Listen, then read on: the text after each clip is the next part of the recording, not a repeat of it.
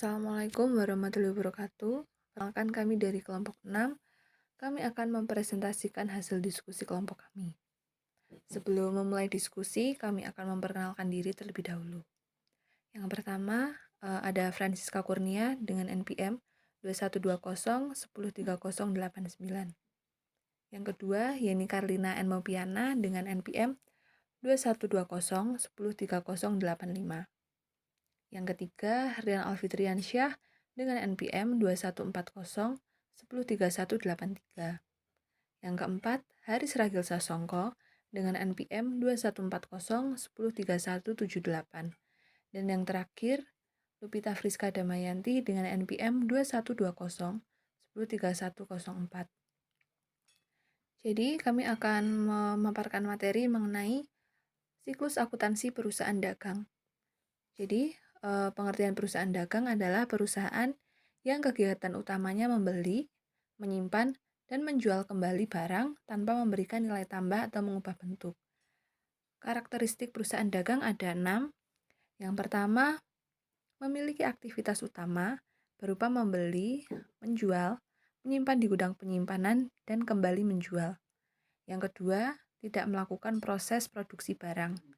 Yang ketiga, perhitungan total keuntungan berpatokan dengan total hasil penjualan dikurangi biaya pembelian dan biaya operasional.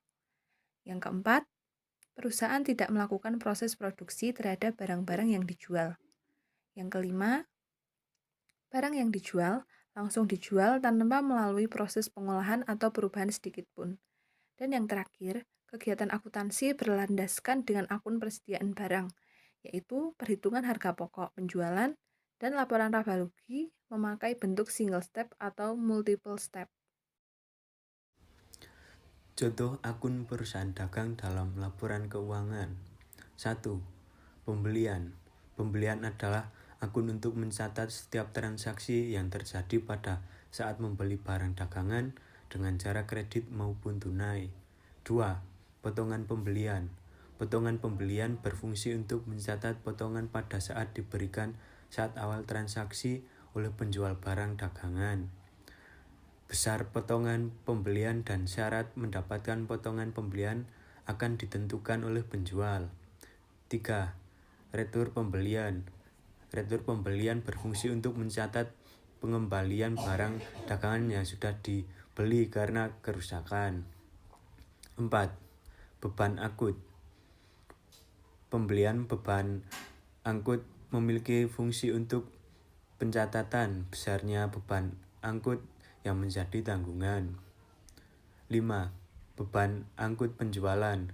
Selain beban angkut pembelian, terdapat beban angkut penjualan yang dipakai sebagai pencatat pembayaran biaya akun barang yang telah dijual. 6. Penjualan berfungsi untuk pencatatan transaksi penjualan barang dagang baik dalam tunai maupun secara kredit. 7. Potongan penjualan. Potongan penjualan adalah akun yang berfungsi untuk pencatatan potongan yang akan diberikan kepada pembeli. 8. Persediaan barang dagangan. Persediaan barang dagangan dipakai sebagai pencatat nilai persediaan barang dagangan pada suatu masa atau periode. Secara garis besar, perusahaan dagang dibagi menjadi dua jenis, yaitu berdasarkan produk yang diberdayakan dan berdasarkan macam konsumen yang terlibat. Berdasarkan produk yang diberdayakan, perusahaan dibagi menjadi dua. Yang pertama, perusahaan dagang barang produksi. Ialah perusahaan yang memperdagangkan produk berupa bahan baku sebagai bahan dasar pembuatan produk atau alat-alat produksi untuk menghasilkan produk lain. Contohnya kayu gelondongan dan mesin bubut. Yang kedua, perusahaan dagang barang jadi. Ialah perusahaan yang memperdagangkan produk akhir dari barang yang siap konsumsi. Contohnya ransel, pakaian, dan kulkas. Berdasarkan macam konsumen yang terlibat, dibagi menjadi tiga. Yang pertama, perusahaan dagang besar atau wholesaler. adalah perusahaan yang secara langsung membeli produk dari pabrik dalam jumlah besar dan dijual dalam volume yang besar pula. Contohnya pedagang grosir. Yang kedua, perusahaan dagang perantara atau middleman adalah perusahaan yang membeli dalam partai besar untuk dijual kembali ke pengecer dalam jumlah sedang. Contohnya pedagang subgrosir. Yang ketiga, perusahaan dagang pengecer atau retailer adalah perusahaan yang langsung berhubungan dengan konsumen. Konsumen dapat membeli secara eceran atau produk yang ditawarkan. Retailer sering kita dapati di lingkungan kita. Contohnya warung, kios, dan swalayan. Berikut ini adalah tahapan dalam siklus akuntansi perusahaan dagang. Yang pertama, ada mengidentifikasi transaksi jurnal. Tahap pertama yang harus dilakukan dalam siklus akuntansi perusahaan dagang ialah mengidentifikasi semua transaksi perusahaan dan melibatkan semua akun. Yang kedua, ada menyusun jurnal khusus. Pada perusahaan dagang besar, jurnal transaksi biasanya dibagi menjadi jurnal umum dan jurnal khusus.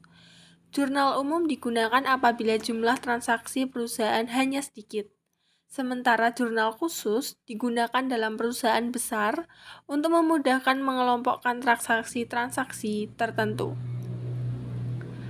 Karena siklus akuntansi perusahaan dagang besar lebih rumit, maka penggunaan jurnal khusus seperti ini bertujuan untuk mengefisienkan waktu, biaya, dan tenaga. Contoh jurnal khusus dalam perusahaan dagang adalah jurnal pembelian barang, jurnal penjualan barang, jurnal penerimaan kas, dan jurnal pengeluaran kas. Yang ketiga, ada menyusun buku besar pembantu.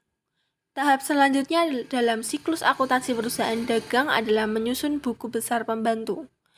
Buku besar pembantu ini disusun untuk mencatat suatu data akun secara rinci yang kemudian digunakan sebagai acuan dalam penyusunan neraca saldo perusahaan dagang. Contoh akun yang dicatat dalam penyusunan buku pembantu adalah akun piutang dan akun utang perusahaan dagang. Dan yang keempat, ada mencatat di buku besar. Setelah menyusun buku besar pembantu, perusahaan dagang akan memindahkan data dari jurnal umum dan jurnal khusus ke dalam buku besar. Dalam buku besar ini berfungsi sebagai informasi pembuatan dokumen selanjutnya. Kelima, ada laporan harga pokok penjualan. Jika sebuah perusahaan dagang menggunakan metode pencatatan secara fisik, harga pokok barang yang terjual dapat ditentukan saat terjadi proses transaksi penjualan.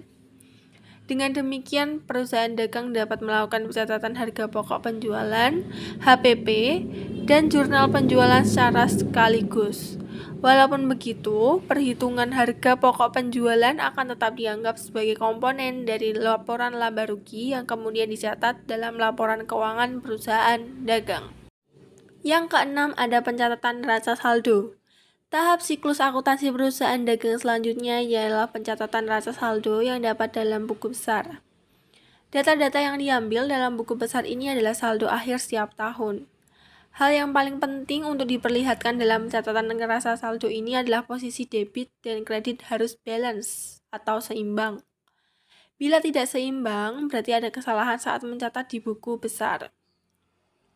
Ketujuh, ada penyusunan jurnal penyesuaian.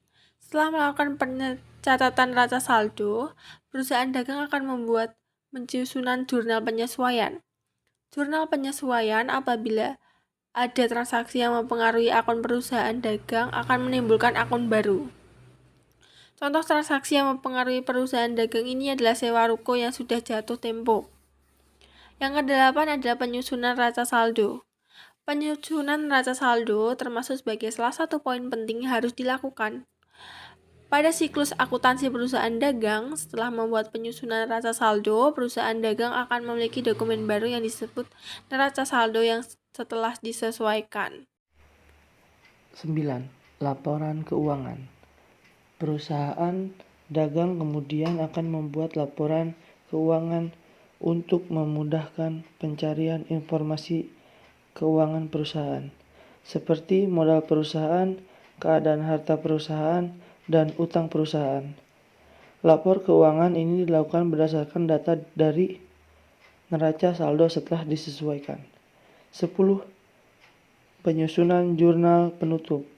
Kalau laporan keuangan sudah selesai disusun, perusahaan dagang akan melakukan penyusunan jurnal penutup dari akun-akun yang ada dalam laporan laba rugi, yaitu akun pendapatan dan biaya. 11. Neraca saldo setelah penutupan. Perusahaan dagang kemudian akan melakukan penyesuaian antara jurnal penutup dan neraca saldo. Dalam tahap ini, bila ada data akun-akun yang berubah, maka akan dilakukan pencatatan ulang akun-akun yang berubah tersebut. 12. Penyusunan jurnal pembalik. Penyusunan jurnal pembalik hanya dilakukan bila ada kondisi tertentu yang mengharuskan perusahaan dagang mencatat akan akun tertentu. Misalnya, jika ada transaksi pendapatan yang diterima di muka atau bila ada transaksi biaya yang dibayar di muka. Sekian dari kelompok kami. Apakah ada yang ingin bertanya?